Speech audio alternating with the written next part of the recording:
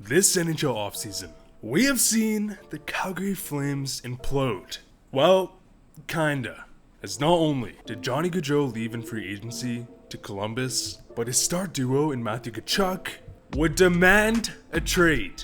And we would see a massive blockbuster deal, as the Florida Panthers would send Jonathan Huberdeau, who just put up 115 points, which tied Gaudreau and was only second to Connor McDavid. Mackenzie Weegar, who among the analytics community is a legitimate top 20 defenseman in the league. Cole Schwitt in the 2025 first round pick. A king's ransom for Matthew Tkachuk.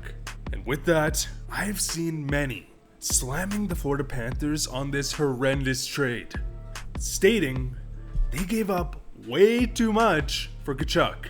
However, I strongly disagree. Not only is Tkachuk 5 years younger and locked into a perfect contract, but in today's NHL game, Matthew Tkachuk is a glimpse of the past. A unicorn player who not only is highly skilled, puts up huge numbers, but is able to play that sandpaper grit game, which is mandatory in those important games. Like seriously, think about the players who compare to a player like Tkachuk. Kadri, his brother Brady, maybe JT Miller. That is a very small list, which only emphasizes why it costs so much to acquire him. So no, this trade was not horrendous. In fact, I'd say it's pretty close. And it does not come remotely close to the recent nearly franchise-ruining trades I'm gonna go over in this video. Ever since I became a fan of the game, I feel like the New York Islanders have been in a really weird place, as they were awful during the 90s. The Alexei Yashin saga would keep them mediocre for a decade. In 2009, they would draft John Tavares first overall, but they weren't able to draft or recruit consistent talent around him, which again led to mediocrity. They would finally let go of Gar Snow in 2018, hallelujah. Tavares would leave to Toronto. Under Barry Trotz, they would play some respectable, defensive-minded hockey that even led them to a conference finals in 2020. But just this past year, we would see what has to be one of the most sus chain of events I've ever seen. Because after drafting and developing some great up-and-coming defensemen, Devon Toews was on the top of the list, as he would develop extremely well and show tremendous upside of a potential two-way elite top-pairing defenseman. However, even though he looked like a stud in his first 2 seasons, Lou Lamoriello would shockingly trade Toews for 2 second-round picks because they didn't have the cap space for a contract extension. This wasn't a Darnell Nurse wanting $9.5 million problem, as Toews signed for $4.1 million over 4 years. And the worst part is, right after he was traded, Islanders veteran Johnny Boychuk would end up retiring, freeing up that cap space anyways. And we know what would happen next, as Devon Toews in Colorado has been one of the best two-way defensemen in the NHL. Analytically, showing that he is a top 10, arguably top 5 defenseman in the NHL. 57 points in 66 games during the regular season, 15 points in 20 playoff games, as he was instrumental to the cup win, providing impressive offensive numbers, combined with a shutdown game. And he was stolen highway robbery from Joe Sakic for just 2 second-round picks, which were also late second, so almost third-round picks. Rough. And what makes this trade much, much worse is that the Islanders after last season realized that they needed a top 4 left-handed defenseman. Thus, they would trade the 13th overall pick for Alexander Romanov in a 4th rounder. Romanov still has solid top 4 upside. But for the 13th pick, considering you just traded away Devon Toews for 2 seconds, who is far, far, far better than Romanov. In fact, it's not even close. Meaning, between the 2 defensemen, they acquired 2 seconds, Romanov in a 4th, for the 13th overall pick, and top 5 defenseman in Devon Toews. Lou Lamoriello obviously has a legendary history, but this is a case of brutal asset mismanagement. After winning 3 Stanley Cups in a 6-year span, the Chicago Blackhawks found themselves in a predicament, as they still had foundational pieces in players like Patrick Kane, who was setting career highs after the cup wins.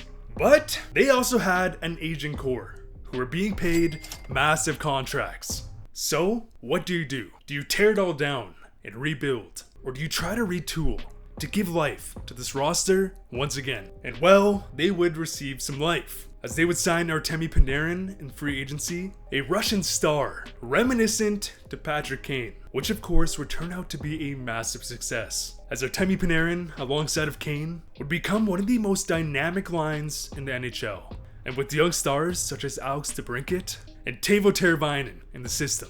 Wait, what? Are you serious? A second?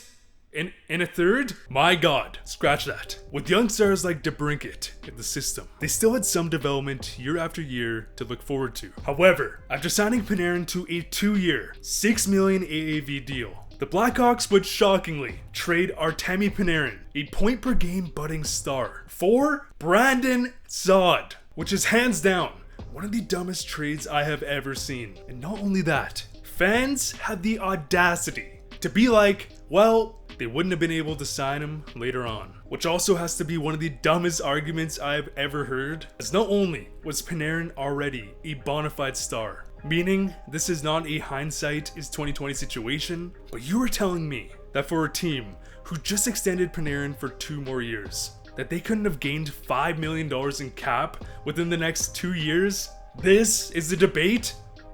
It's not. As Brandon Saad the season before was a 20-goal, 50-point player, making $6 million per season, so the same as Panarin. And by no surprise, would be a 40-point player with the Hawks. Where was the upside for the Hawks in this trade? Am I missing something? The season after trading Panarin, the Hawks have made the playoffs once in a 5-year span. Once. And some may say, well, maybe they didn't want to pay Panarin. If that's the case, then explain this, as this has to be one of the dumbest trades I have ever seen given the context of the situation. Because after being a dumpster fire of a team, with the only bright spots being Patrick Kane and budding star Alex DeBrincat, the Chicago Blackhawks were at best an easy first round exit. And so with this context, they thought one player would turn this ship around, as they would trade, and I'm not joking, Adam Boqvist, who was just drafted 8th overall and looks like a potential puck-moving stud, the 12th pick in 2021, which turned out to be Cole Sillinger, a great and up-and-coming prospect, the 44th overall pick in a 2022 first, which turned out to be David Jiricek at pick number 6, who has the potential to be a top 2 Norris caliber defenseman. All of this for the 32nd overall pick in Seth freaking Jones, who they would sign to one of the largest defenseman contracts in NHL history, which was an 8-year, $76 million deal, ladies and gentlemen. And don't get me wrong, Seth Jones is a great defenseman, but they made this trade thinking Jones would turn this ship around. But this shit was already half sunk on an iceberg in the middle of the Atlantic Ocean. And so after trading away what was basically 3 top 10 picks for $76 million Jones, the Blackhawks have been panicking over the fact that they now have no future. Thus, they would trade Alex DeBrincat, a bona fide 40-goal scorer, for the 7th overall pick, a 2nd, and a 3rd. And trading DeBrincat was not a bad idea.